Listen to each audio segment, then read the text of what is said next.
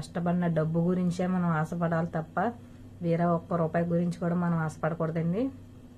వాళ్ళ చేతులతో వాళ్ళు ఇచ్చారు అంటే తీసుకొచ్చింది ఆనందంగా.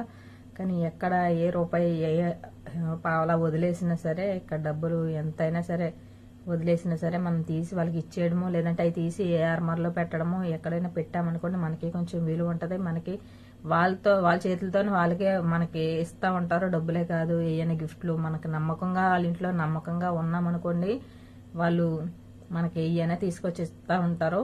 అదే ఒకసారి నమ్మకం పోయిందనుకోండి, ఇంకా కావాలని అదే దాని గురించి ఇంకా తిడతా ఉంటారు. ఒకవేళ ఇంటికి ఎంబసీ పంపించకపోయినా ఇంట్లో ఉంచుకున్నా ఒకసారి చూస్తారు. కానీ అది మనసులో పెట్టుకుని వాళ్ళు ఇంకా ఏదో దాని మీద అలా తిడతానే ఉంటారు. కావాలని ఏదో ఒకటి అంటూ ఉంటారు. దాని గురించి కువైట్కి వచ్చే వాళ్ళు ఇండియా నుంచి కువైట్కి చాలా మంది వస్తానంటున్నారు.